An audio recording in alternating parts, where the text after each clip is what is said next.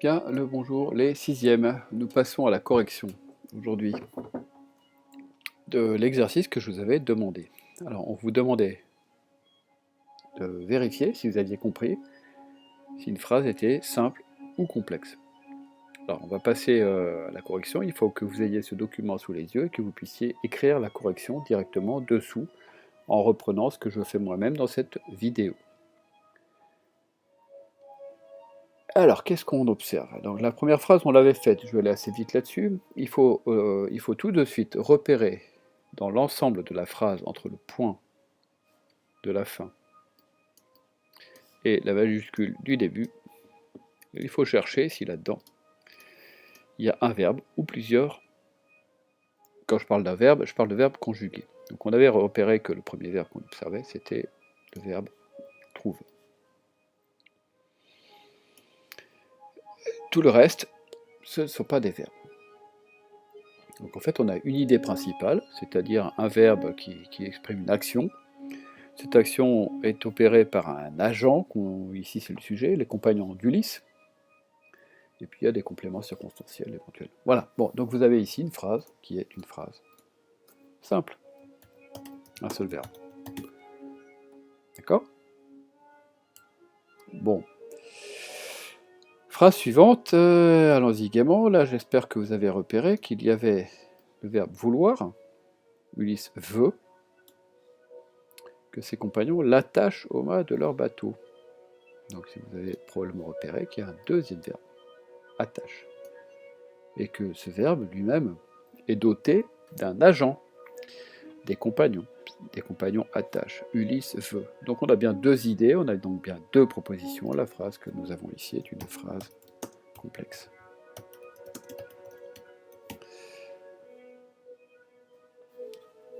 J'espère que c'est clair. Phrase C. Il crie et hurle son nom en disparaissant en mer. Alors, voilà un cas typiquement énervant. Parce que j'ai deux verbes, hein. Il crie et hurle. Vous l'avez vite repéré. Crie, hurle.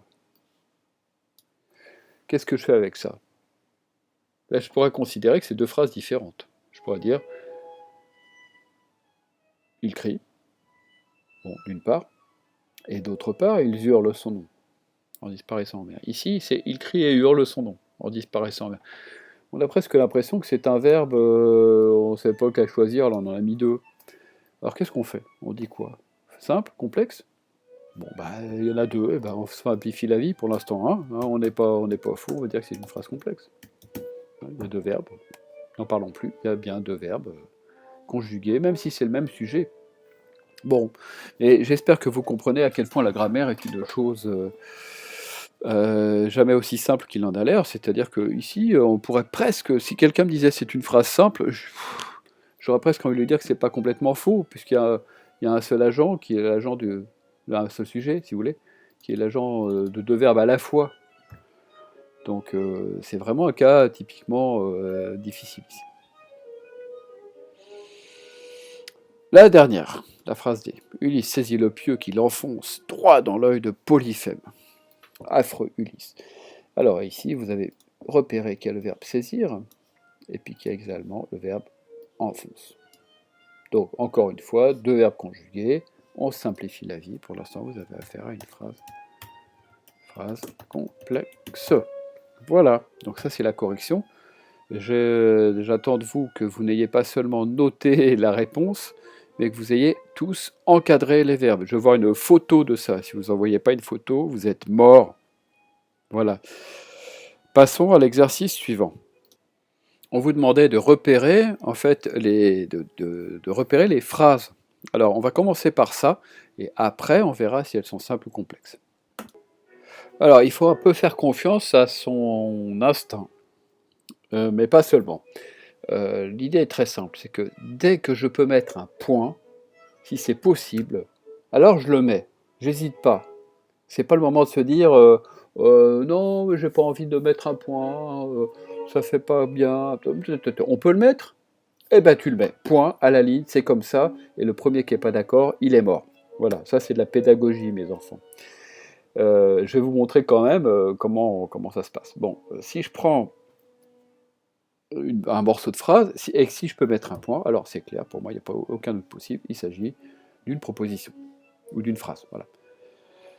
Est-ce que je peux descendre la voix? Si je dis « nous arrivons à la caverne », bah oui, je peux m'arrêter. Et ben voilà, tac, tac, tac, tac, tac, je viens de trouver la première phrase. Il n'était pas chez lui. Bah oui, je peux mettre un point. Nous arrivons à la caverne. Ok. Il n'était pas chez lui. Ok. Voilà la deuxième phrase. Il était en train de faire paître ses moutons, nous en... Ah, bah là, je m'arrête ici.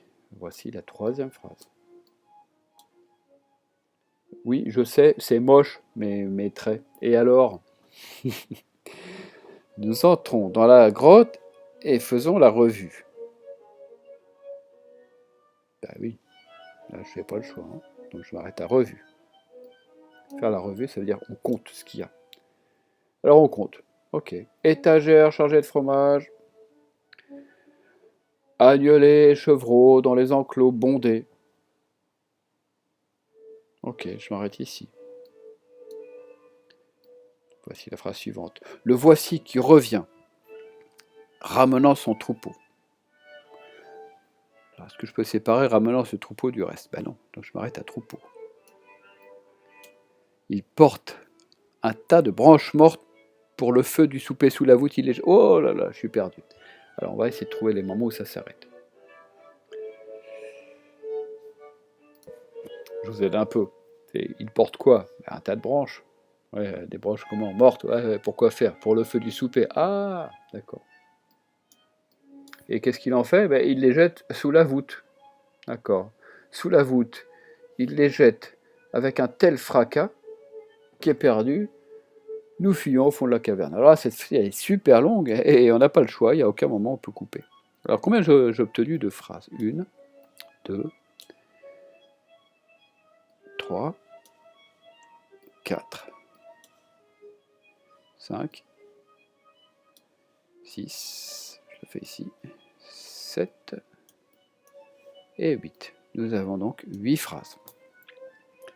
J'espère que c'est clair. Hein. Donc, j'ai presque envie de m'arrêter là. D'ailleurs, je vais le faire. Je m'arrête là et je vais vous faire un Google Form. Et vous allez, à partir de ce que vous avez vu ici, parce qu'il ne faut pas que ça dure trop longtemps, il faut que ce soit efficace. Vous allez me dire, mes petits chéris, s'il s'agit de phrases simples ou de phrases complexes. Voilà, c'est assez simple. Et puis, ce que je vais faire aussi, c'est que je vais mettre à disposition dans Zoom, pour ceux qui ont du mal. Comme ça, vous pouvez à la fois avoir le matériel en ligne disponible avec les explications vidéo, etc. et les PDF et tout le tintouin. Mais vous pouvez aussi me contacter si jamais vous êtes complètement perdu. On peut se parler, c'est quand même un peu plus humain. Donc je serai à vos dispositions. À l'heure, on est supposé avoir cours. Et je vous mets tout ça dans Pronote et vous avez le lien, vous cliquez. Si on vous demande un mot de passe, le mot de passe c'est facile, c'est Sésame, S-E-S-A-M-E. Sésame, ouvre-toi. Voilà, donc j'espère vous voir pour ceux qui ont envie de me voir, et puis ça me fera plaisir de vous voir aussi, parce que c'est quand même amusant de voir des enfants. Allez, je vous souhaite bon courage, et j'espère que ça rentre, toutes ces petites histoires de simples et de complexes. À bientôt.